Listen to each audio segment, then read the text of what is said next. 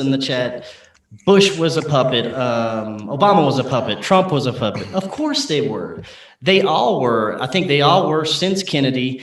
Even Kennedy was selected into office. He just decided not to play ball. Yeah. He stole that fucking election. Yeah. And like to say he was selected is kind of, yeah, but it was more like a family pride thing. Like his father wanted him to be president. His father had all the connections. You know, he was not connected to really the quote unquote Illuminati types.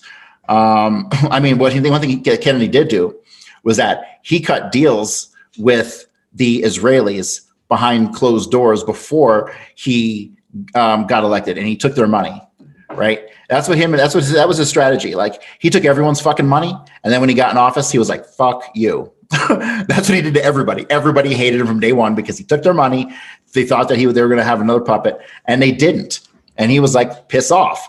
And so everybody hated the guy from day one. Okay. That was like the foundation of the assassination for Kennedy. But, you think it was similar with Trump, that he kind of started bucking the system and they just want to get them the fuck out of there? No, I think he got lucky. I think he ran as a protest candidate. Well, we know he ran as a protest candidate. He never expected to get elected. And then once it started to look like it was moving in his favor, the right people positioned themselves behind him, right? I mean, just look at his relationship to Netanyahu through Jared Kushner and Kushner's father, right? That's all connected to Israeli intelligence.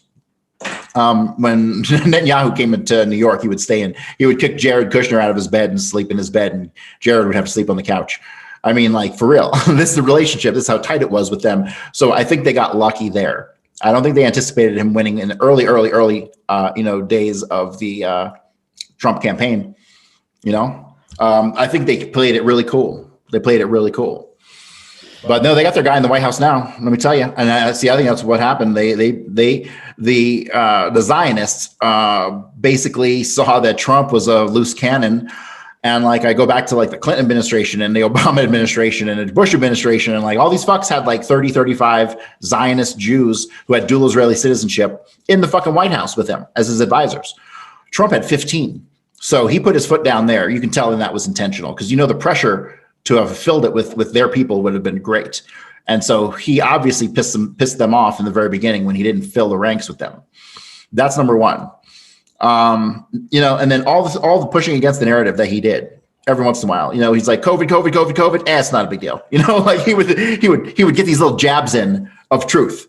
Right. And that was the most he could do. And they're like, that's it. Enough of this guy. And so they stole the fucking election. Of course they stole the election. All you got to do is look at Trump's social media and Biden's social media to see who had a bigger following. Right. So nobody gives a shit about Biden. Like Biden is a nobody. Yeah. He's the most puppet. I think the guy's Weekend at Bernie's, if you ask me. See, I'm a little bit more tinfoil hat on that. I think that Trump was controlled opposition the whole time. I think that he was kind of put out there just like this QAnon thing as a big division tool to get the country to swing a completely different direction during his term and just cause this friction and division when Biden comes in. That's just my personal opinion. There's no way to tell, but Well, one of the things that really kind of I thought was interesting, which seemed to me had to have been planned, was that over the past 4 years, it seems like there had been this shift towards Democrats becoming the big fucking assholes out there and the Republicans becoming the good guy saviors, right? That is kind of like the overwhelming shift that I saw taking place during Trump's time. And I can't help but wonder because, every 50, 60 years, you have a polar reversal of the parties. I mean, that's just reality. So what the Republicans stood for like 30, 40 years ago is what the Democrats stood for today. It switches. And so I just wonder how much of that was actually planned and baked into this thing, because the way because it even got me rooting for Trump for a little bit at the end. And I was like, fuck Trump the whole time, not for the same reasons that everyone else was fuck Trump. I was like, fuck Trump because he laundered money for the goddamn mafia. You know what I mean? Like, that fucking guy was like Doug Valentine said, he is the epitome of fucking organized crime having taken over the government with the help of intelligence. That's exactly what Donald Trump was. So, but yeah, if you can get someone like me to even give Donald Trump like, hey, Trump's actually right here. If that's ever actually the case, then the world has gone crazy. And I just noticed that did happen. So really strange. Yeah, it is really strange. Now he's, I don't see how he could do anything at this point. He's got his former office of the president, which is funny. I mean, it's comic relief to me. But I was just hoping that he put that on the government dime, like he made that an official government position. That would have been like the greatest irony of all time. Yeah. So we'll see. I just know that this guy we got in office is a walking dead man. It's like Weekend at Bernie's as president.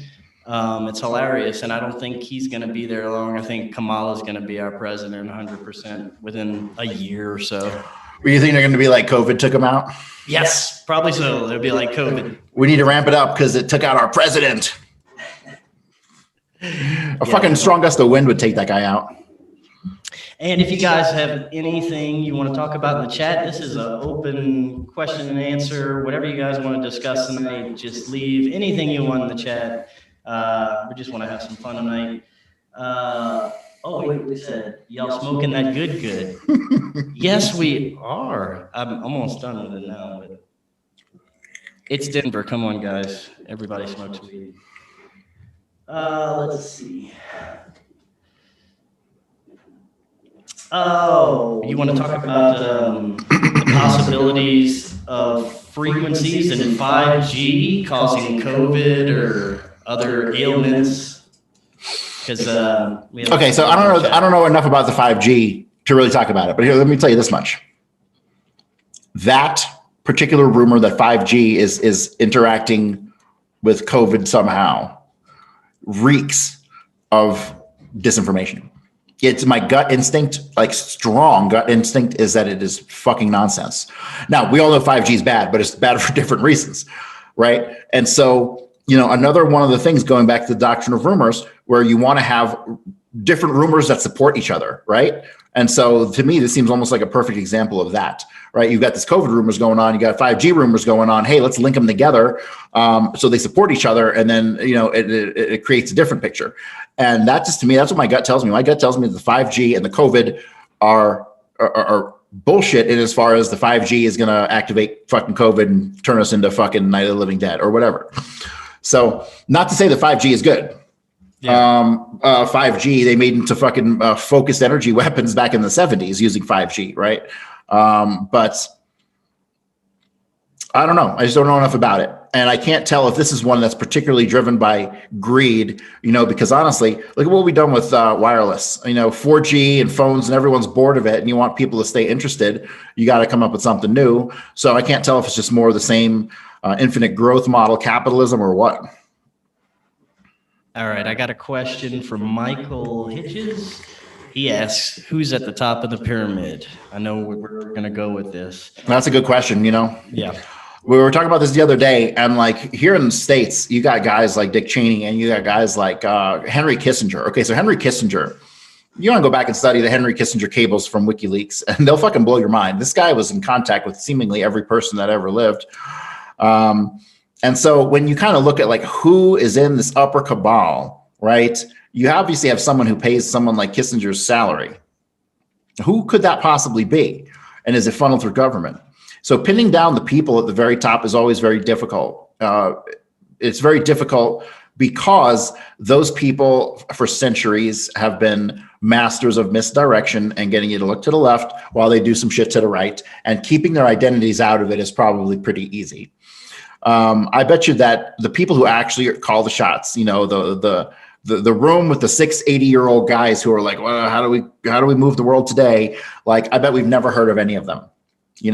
I can guarantee you that they are not related to people like the Rockefellers and the Rothschilds, because those organizations that were run by those people are Rothschild and Rockefeller in name only in the modern era, used as fronts for the Zionists. Ultimately, it's always the Zionists at the top, always.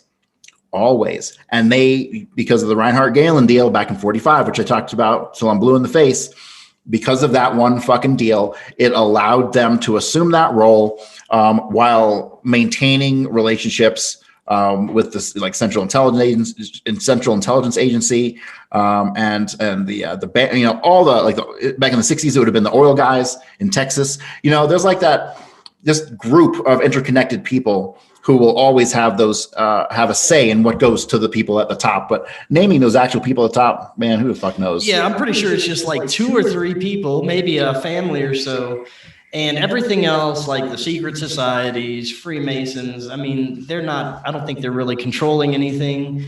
They may have power within some of the higher factions, some of the Blue Lodge stuff, but I think that you're right. It's just it's a small group of people or families that have always been in control, and it's this divine right to rule that's been passed down through the ages. And I think it's always been the same families and people. They like to keep it in the family. Yes, and it seems as though, like, when you look back at all the different revolutions that have happened around the world, they still seem to come out unscathed. You know, the nations involved are destroyed, but they themselves are not. That shit needs to end. You know, knowing who is at the top is very important, so we can start picking them off. Yeah, I agree. Picking them off would be the first step. And I mean, I think revolution is it's inevitable, whether it happens today, tomorrow, or a year, 5 years from now. I don't see people putting up with this shit for the long term. You? It's cyclical, you know? You have uprisings, you have rebellions, you have overthrow, and then because based on like just look at basic statistics. Basic statistics would always predict that a certain percentage of the population is this megalomaniac, power-driven type mentality, right? So politics will always attract that small percentage of people who want that power, right? So I think that's why the cycle continues, because no matter who the fuck's head you cut off, there'll be another asshole right behind him, you know, even if you pick him, right? So the evolution of somewhat free societies always leads to totalitarian, you know, implications. So Marlo asks, what's your thoughts on a possible China World War III? For me, I think we're in the new World War. Like, I think it's going to be more silent wars, like more psychologically driven. I think that's the warfare of the future, and I think we're in it right now. What are your thoughts on that, Cory? You think we have anything to worry about with China? We only go to war with countries who are no match for us. You know, that's it. You know, to get out of Afghanistan, Iraq was nothing. That took like 48 hours. Yes. You know, and then, you know, 30 years of occupation or whatever it's been. But no. The first time that we try to go up against a real world power like China or Russia, it'll be devastating, because they're not taking our shit. They're not going to have a replay of World War II. You know, they're just not. World War II, we come in and sweep in at the end and save the day when we didn't do shit, you know? Like, us being the good guys and the heroes in World War II is such a fucking myth, you know? Right. But, yeah. So that's that. I forget the question. So he asked, what was it? World War III. Do you think, I mean, we're going to see World War III? Nothing that we would recognize. We could be in it right now. We could, you know, I could be wrong about everything I said about COVID. And it could be the Chinese attacking the world, and they obviously don't even have a problem with it. Maybe, who the hell knows? And when you read some of these documents, it seems as though the CIA back in the day and the Mossad tried to make things that were geared towards certain ethnicities, you know? I believe our biggest enemy is our own government. That's the ones we got to worry about most. Just my personal opinion. Yeah. There's no right answer. There's no right answer. There isn't. Like, people are like, oh, we need to do this, or we need this, or we need that. Everything's a Band-Aid. Nothing's going to solve shit. That's why I like, you know, my political stance is we need a big fucking asteroid from outer space to come and cleanse the earth. Plain and simple. For the chat.